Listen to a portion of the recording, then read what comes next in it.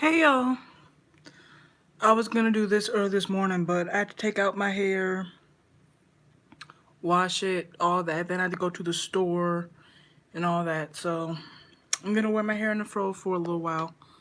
But yeah, sorry about that, y'all. I had to. Today was a chill day, but I had some stuff I had to do, so this had to wait for a little bit. And I'm also gonna be eating while I do this video, just a heads up, because I'm hungry as hell and my stomach's growling. So just a heads up.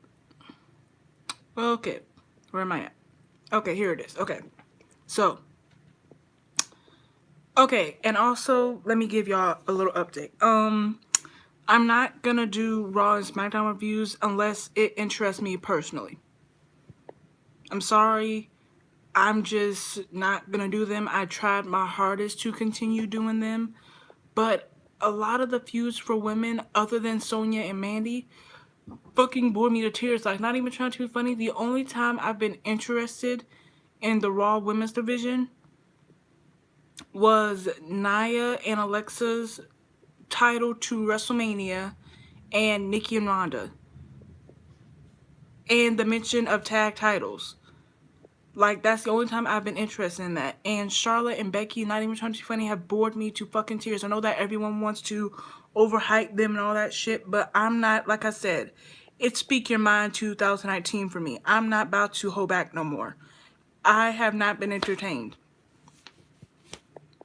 The only entertainment I've seen from SmackDown for real was Carmella and Naomi and Mandy. So I'm not going to continue to do reviews and phone it in. I would rather me not do those reviews and give y'all something else like matches, like match reviews that I can get into and I could give y'all energy rather than phone in Raw and SmackDown reviews because I promised that to y'all. Like, I'm gonna break my promise. Sorry. I'm not gonna do Raw and SmackDown reviews unless something interests me. So that's that. Let's get into this stuff. Okay, so people, smarks, are trying to make themselves hate Mandy and Naomi's storyline and say that it reminds them of the Divas era, despite the fact that this storyline was in their precious Attitude era. And don't get me wrong, I love the Attitude era.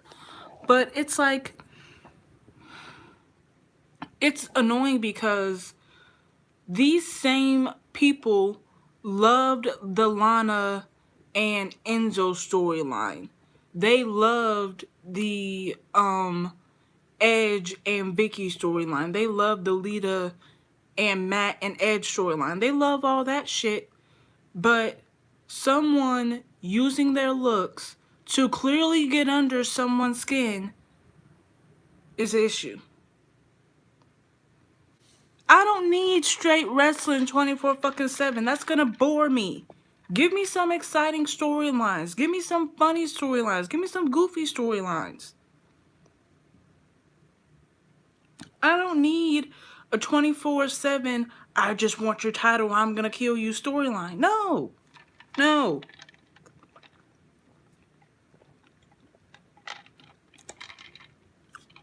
No. I don't need that.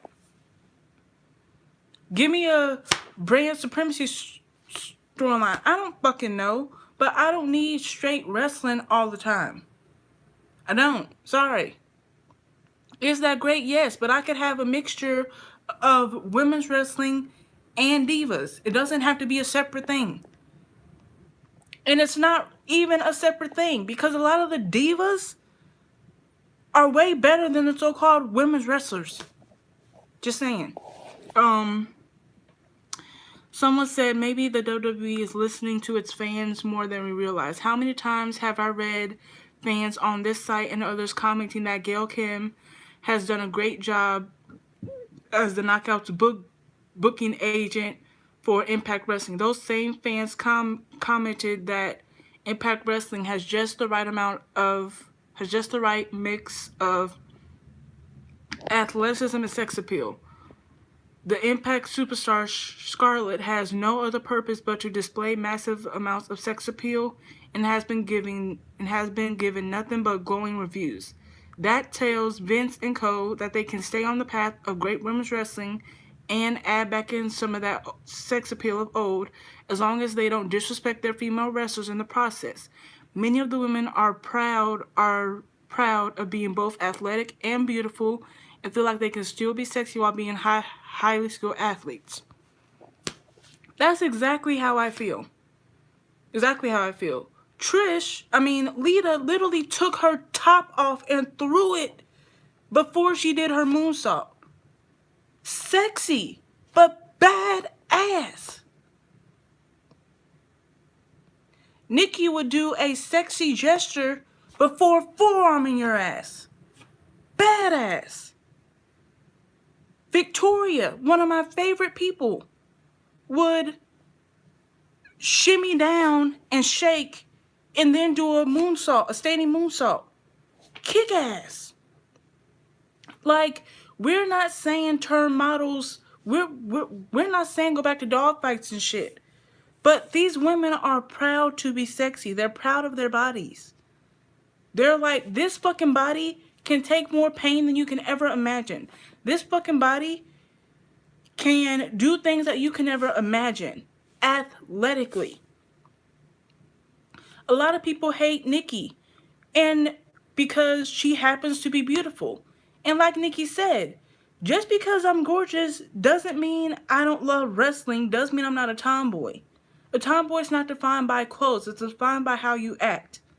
Nikki is one of those girls that could be in a whole men's bar in a full-on dress, heels, lip gloss, all that shit, and fit right in. Why? Because of her personality, because of what she likes. Her looking like that has nothing to do with her being a tomboy. And like she said, this body was not made to walk on a catwalk. This body was made to slam people in the ring, to kick people's ass, to win multiple championships for soccer, okay? To be a prominent figure in WWE. That's what this body was made for. I may do photo shoots, but I'm not a fucking model. She's always said that. And when people try to act like if you do anything obscurely pretty or proud of how you look, you're not a real women's wrestling fan. And it's like, because I know who that shit came from, and it's so fucking hypocritical, it's annoying, but it's really laughable. But yeah, it's just like, stop that bullshit. Stop trying to make yourself hate this storyline. It's dumb. This is about Pro Wrestling Sheet from this past week.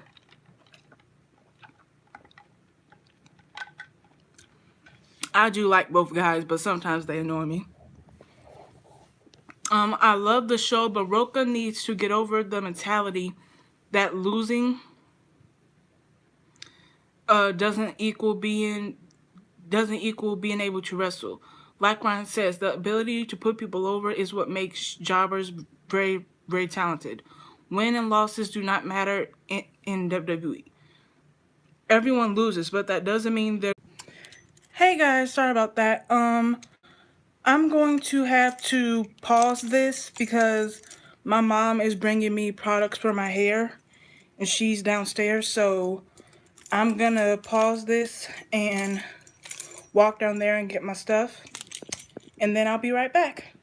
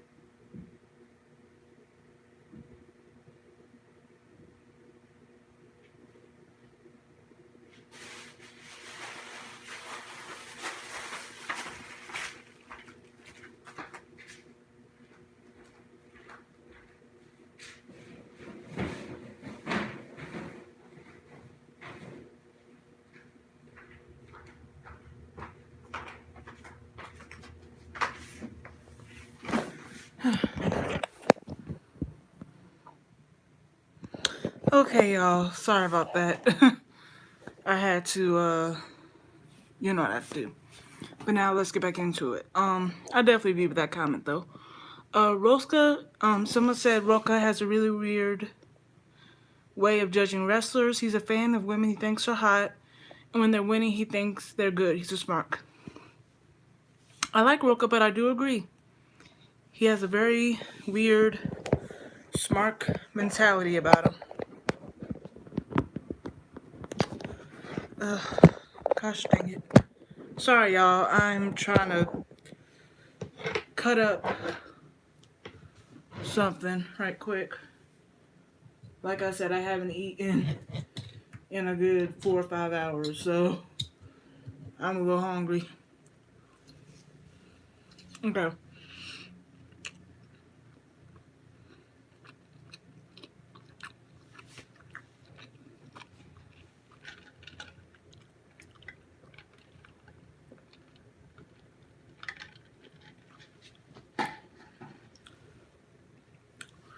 Someone said wrestlers upset with WWE booking because they thought they were going to get some big push. How do they think it's supposed to work? I mean, WWE's booking could be done better for sure. No question. And they blow opportunities all the time. I don't blame anyone for wanting things to be better or seeking opportunities elsewhere. But at the same time, does every incoming wrestler honestly expect that he's going to be treated like the next AJ Styles? Don't they realize that WWE is a massive big pond, more like an ocean really, filled with enormous talent, that there's only so much room at the top of the card, and it's rare for anyone to break out of the main event? Don't they realize that even generation talents like Bret Hart and Shawn Michaels were in the tag team or mid-card scene for years and years before climbing their way up? John Cena, the Bellas, freaking Kelly, Beth Phoenix, a lot of these people were lower mid-card jobbers before they became who they were. So he made a great point with that. It's like reading a bunch of Harvard students all complaining that they're not valedictorian of their class, so other people might not want to come to Harvard because it's not all it's cracked up to be. You don't go to a place like Harvard because you feel entitled to be treated like the best. You go because you believe you're the best and want the chance to prove it even against the odds. I guess if there's any young indie wrestlers out there reading this, it needs to be said. The WWE is hard, completely hard. There's a lot of competition. Your push is not guaranteed. TV time is not guaranteed. Good booking isn't even guaranteed. You might be stuck doing crappy comedy spots or jobbing for others for years. But if you put in your time, hard work, and get lucky, then you might have an opportunity for great success. That's all it is or ever was cracked up to be. I agree. And this is on a Smart Wrestling site that I'm about to read to y'all. A Smart said fans don't care about Sasha and Bayley. LOL. They either get booed or silenced. The Bellas were cheered loud over Ronda at Evolution, so I don't get your point. Even if they get booed, why would it matter? They're heels. The Iconics are terrible right now, absolutely awful, and not over at all. So comparing those two teams to the Bellas is a bit silly, which I do agree with. I love the Iconics, but they remind me of Lay Cool, but not, I hate to say it, but a horrible version, because they're not as over. They don't get the heat, and they're not even all that good in the ring. Like, don't get me wrong, I love them, but there's a lot of issues with the Iconics that their fans don't want to get in touch to. So yeah, sorry about that. It's, and someone else said it's business, because basically someone said, oh, the Bellas winning the tag titles is them stealing a moment. I think these people forget that the show is scripted and that people write out what's gonna happen, not the superstars themselves. Fucking dumbasses. But someone said it's business. It's not like the Bellas. It's not like the Bellas are doing it themselves. They can't steal anything. What's best is best. They'll bring the most publicity to the tag titles than anyone else. And I happen to think the Bellas deserves this just as much as anyone. I agree. Once again, 2 comments. Smart sites. Someone said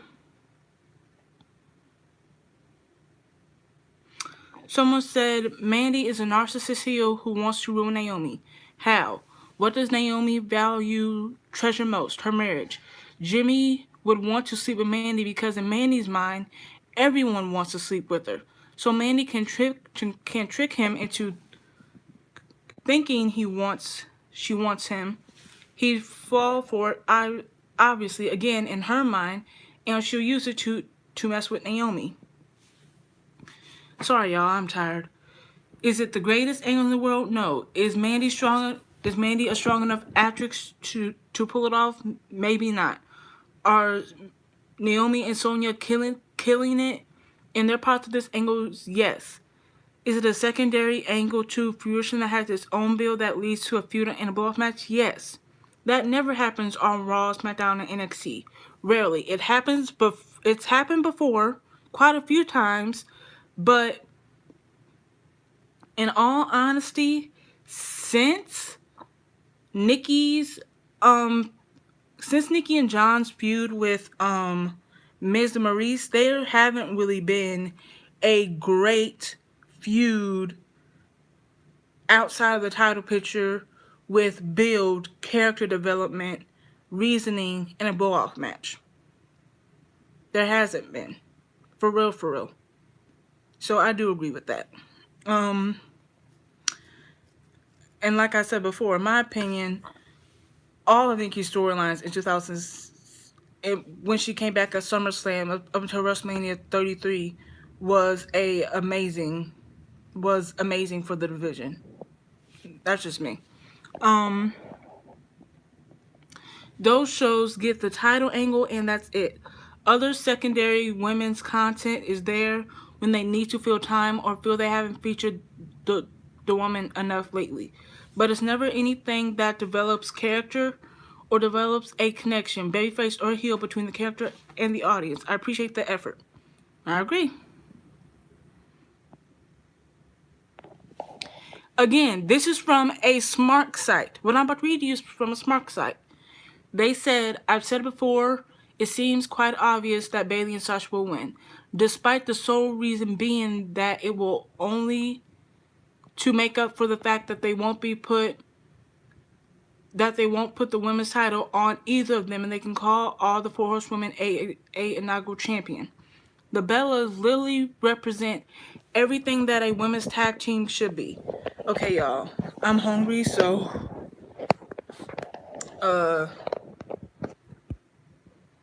hold on, y'all. Okay, y'all, I'm hungry, so I'm about to eat. I had to take my charger off. It's on 60%. I'll be able to charge it after I'm done with this video. Sorry, y'all, I have to eat. And I can't do that holding my phone.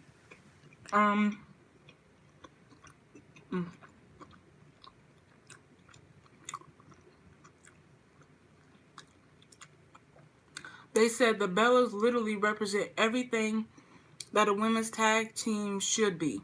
Their longevity together, tied in with the fact that they are one of the very few women to have been a team from the get-go, makes it clear to me that they should be front runners to become inaugural champions. Their legacy and dominance, both as singles competitors and as a team, has been consistent about both of them working as a unit. Even through Nikki's title run and feud with Ronda, Brie was just as much a part of the feuds as Nikki, and vice versa. When Brie was champion, she had a big storyline. They both help each other win slash retain championships and to get where they needed. If the opportunity is there, then it should be taken because a lot of these newer girls would benefit from a run off the Bellas in comparison to the other teams, which I've said multiple freaking times. If they are not, if not, the Iconic should win, but they won't. The Riot Squad have built themselves up as a unit, but they don't have any legitimate credibility, which is something they need if this faction is going to be long term. Once again, Smart Site basically said that the Bellas represent everything a women's tag team should be. Sasha and Bayley possibly winning would be for all the wrong reasons, and all the teams that could possibly win it don't have any legitimacy. And they would be legitimized getting a win off of the Bellas more than the Bellas would getting off of them. Once again, a Smart Site said exactly what I've been saying since before the tag titles were even fucking announced.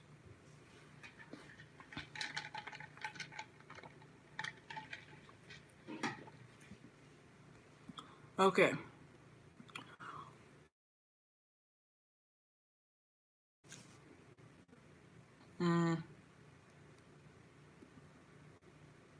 Someone said, again, a Smart Site. I know the Iconics won't win, so I just hope it's not Sasha with Bayley, but with with Naomi. That was a dream that she had, fangirling. Realistically though, I can see either the Bella Twins or Leiko have happening right now. Booking wise, they're the only ones who can put the titles over successfully. Once again, Smart Site said this.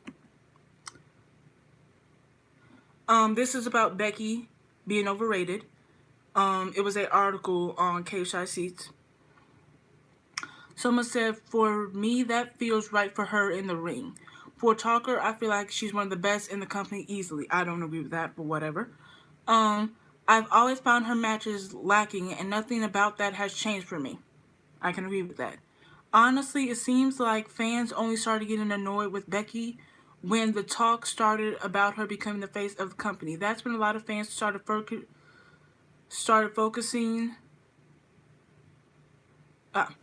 Sorry, wrong one. Someone said, I think part of the perceived backlash started when she shifted from being a heel that fans kept cheering, despite WWE's wishes to the contrary, to a sort of tweener that the company has started to obviously get behind, especially when she went full on the man gig, completing with the wearing the man t-shirt all the time. Fans always love cheering for the underdog, especially ones they feel they had a hand in creating. But when she no longer feels like an underdog but the top dog with the blessing of the head office, I think some fans got their noses out of joint because their, in quotations, creation had outgrown them to some extent, which I agree with. We want to feel like we made you. We want to feel like we made you succeed. But as soon as we feel like you have the backing of the company, we don't like you anymore. It's happened time and time again, especially with women. So I definitely agree with that.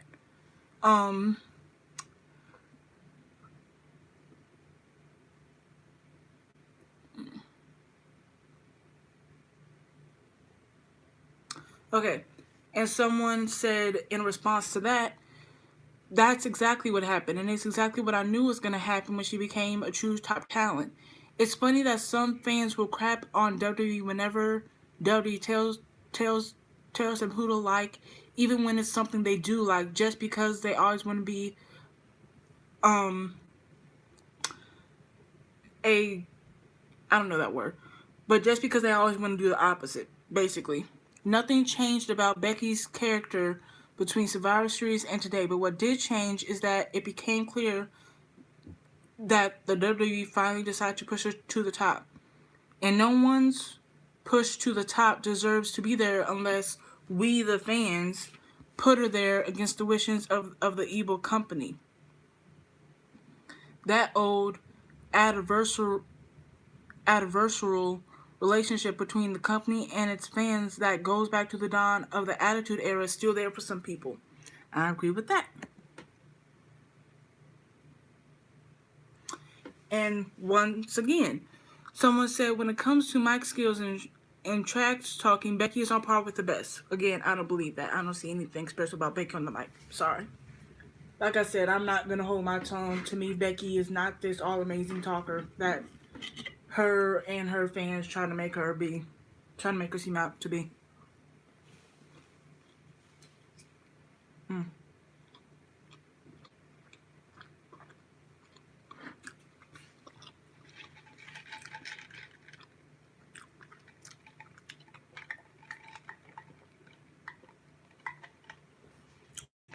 Okay. Uh,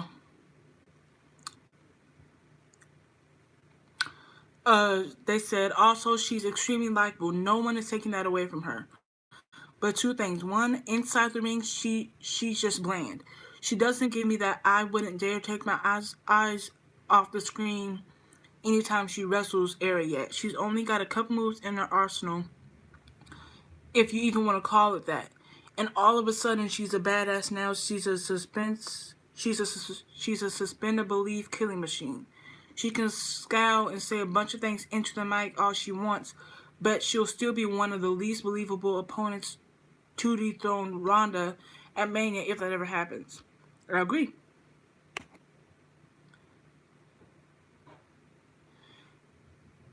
And someone said, here's my deal with Becky. When she talks, I listen. When she wrestles anyone but Charlotte, I fast forward. And someone else said, I felt this. I felt that too.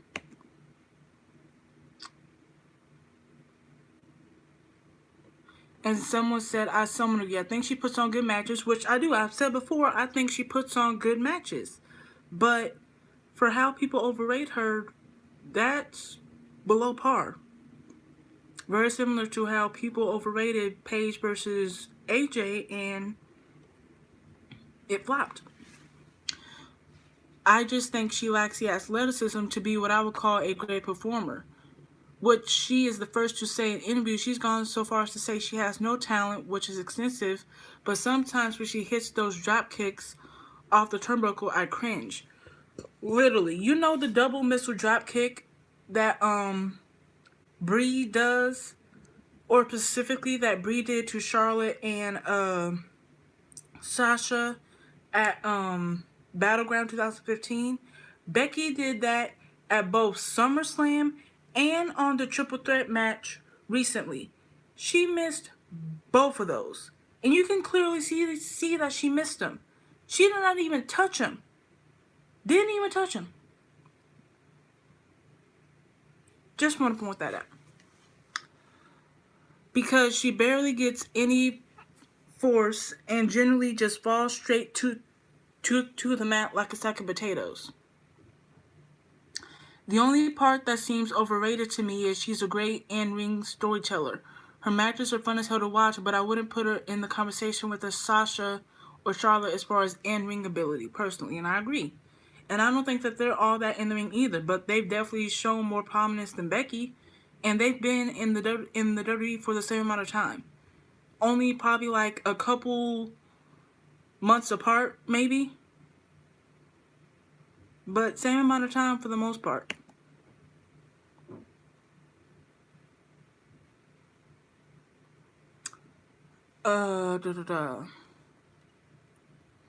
This is from Cage Side Seats.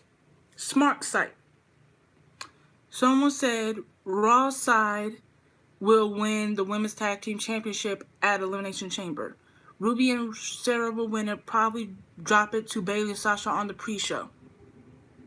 Someone said, yikes, I'm guessing you don't have high hopes for this division, haha, because if it's ended up on the pre-show just 2 months after being introduced, it would be really, really bad.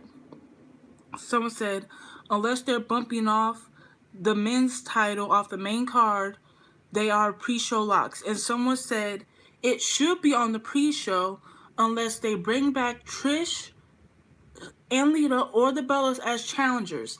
Then it will be on the main show. If y'all think I'm lying,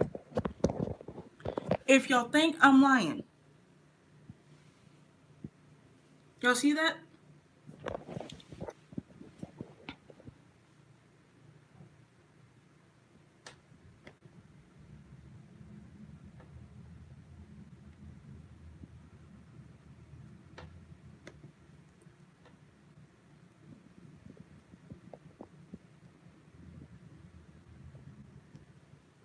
Y'all see that?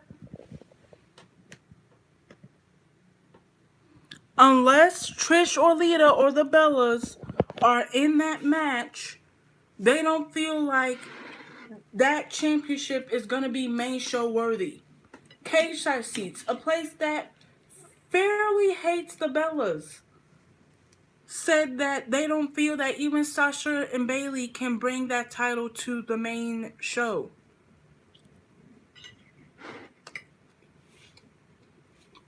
It would have to be the Bellas or Trish and Lita.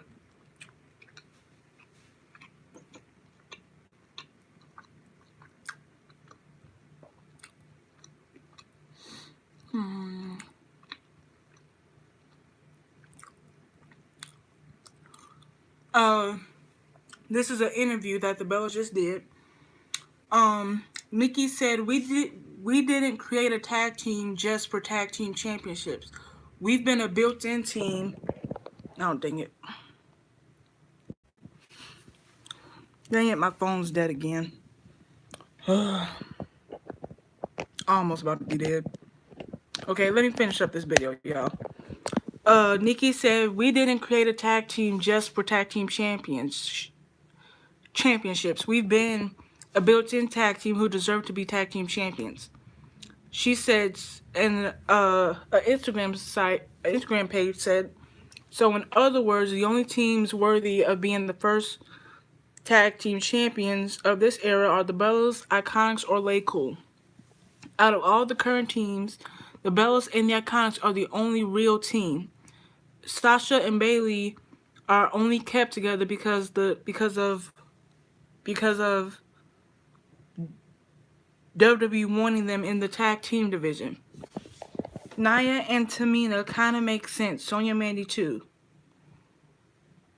The Riot Squad has always been a random pairing. Therefore, a real team like the Bellas, the Iconics, or even Lay Cool should be the first tag champions.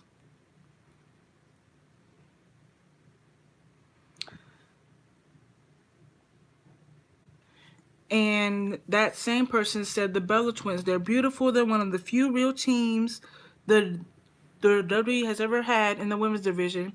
They have mainstream appeal. They're charismatic and athletic. They can wrestle, idiot smarks.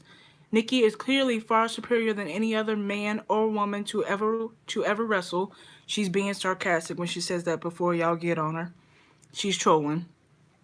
For the people who say the Bellas have nothing left to do, they have not faced more than half of the roster. Oh yeah, and also the Bellas should be the first women tag champions. I want to see the Bellas feud with the Iconics in Mania. I would love for the Bellas to feud with the beautiful people one day, if Angelina or Velvet ever decide to debut. I would also love for either of them to become the Raw or SmackDown Women's Champion. I could agree to that. I could see that. But yeah, that's all I got for y'all. And then I'm going to leave y'all with this. Gorgeous gear, and guess who liked it?